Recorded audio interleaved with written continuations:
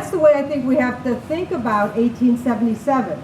You have to think about it from a long standpoint, from to the kind of vision that people had for the labor movement then, because I think that's what's happened in the last 134 years. We've lost that vision. The vision that we need to reacquire if we're ever going to go further as working class. The economy of the U.S. and globally built on the railroad from 1870 to 1920. It built on the automobile industry from the 1920 to 1970s. For the 1970s, the picture you should have is not computers, which has reduced jobs, right? It's not new high-tech stuff, which has actually resulted in reduction of jobs, decent jobs. You should have that image of selling debt, a dollar sign. So therein lies some of the big issues. Where are we in response? We're a working class people in response to the fact that since the 70s, we've been in decline and there's nothing that's taking its place.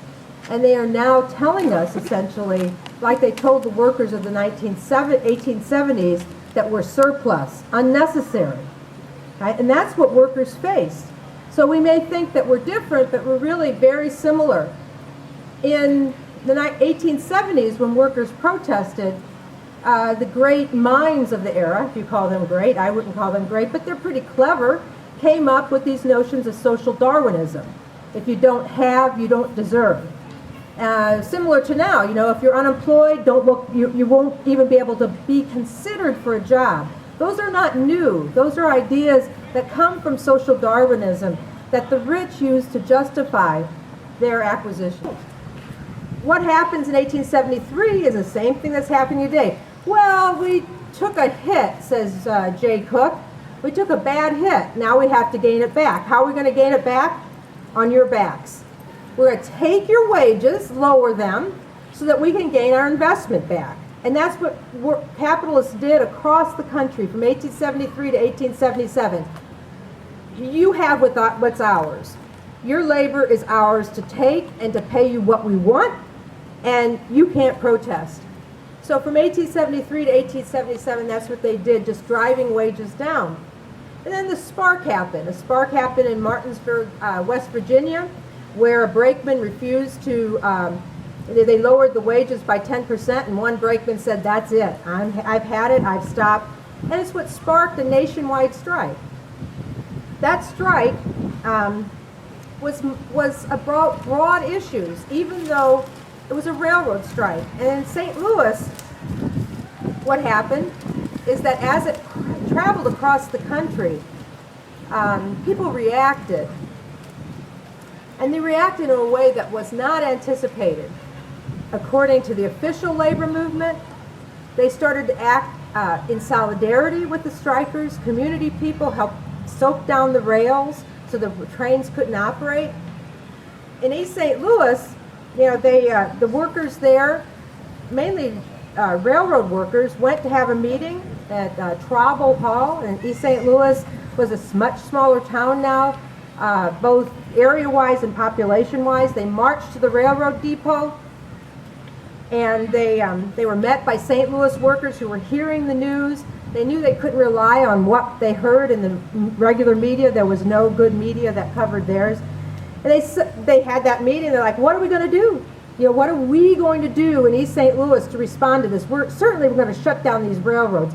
Certainly we're going to demand double wages from what we had. We deserve it. They selected a machinist as a spokesman, and the thing that the papers quoted was, he said not anything about railroad workers, but about the broad class issues that were happening. He said the capitalist is trying to starve the working man and was educating his children to look down on them, despise and grind them underfoot at every chance.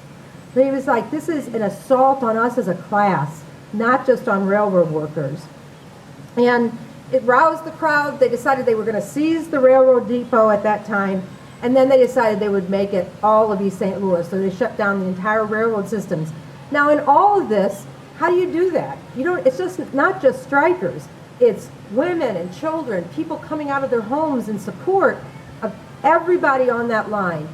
And here is where the 1877 strikes gave an education for 50 years of the labor movement, marching. You don't just call a strike. You don't limit it to the workers on strike, but you call out the entire community in support of your strike. And on Monday, July 23rd, the Working Men's Party, which had about 1,000 members in St. Louis, is first socialist party in the country, called a meeting, and to their surprise, they got thousands of people. They didn't know what to expect. And they met at Turner Hall, which was sort of a gym, a coffee house, a meeting place for a lot of unions. They marched to Lucas Market, and at Lucas Market is where they made their stand. And it was in that space, in the taking of that space and saying, this is workers' space, that people started to talk to each other about what this was going to be about. It wasn't, again, just going to be about railroad workers. And it was in St. Louis that they really began to think differently about what they wanted. One of the speakers at that first rally said, I believe railroad monopolies today have no other object in view than to take the government into their possession and rule it for the next 50 years to come. So they were saying, we see the connection between economic power. It's not just magic that you're the richest person in the world, right? That the railroad industry was got its riches by innovation or anything like that. It was by plunder. It was by the political power they held. So they saw the connection between political and economic power, right? So we can't lose sight of the need to talk to each other across all sorts of divisions and to learn to what they did in 1877, to imagine a new order from the ashes of the old, as they did. Because there were many attempts after the 1877 strike, general strike. I think it's one of the hallmarks in labor history in the world, let alone this country, even though we didn't win. But it set the tone, it set the imagination, it set the spirit of working people. There are no outsiders in Wisconsin. Don't let them BS you on that question. There are no outsiders. We're not outsiders. What happens in Wisconsin is destined to happen in Granite City or the state of Illinois. Chicago. You've got to be cognizant of the fact that you can beat their ass if you stick together. No substitute for that. There's no magic formula, nothing that's bottled that you can drink that makes you, think that way or do accomplish anything that way. Stick together, stick together, stick together. That's your theme, stick together.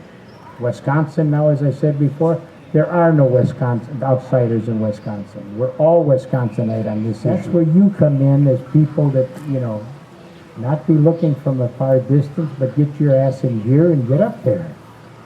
I started off by saying the most important thing probably in our lifetimes, at least in mine I know, is this Wisconsin situation, because how it affects us as well. Every person that's got a time card in their hand that signs a book or whatever it is going to be affected by this. If they win this question, they'll be all hell to play. I really want to say to you that I sincerely mean this.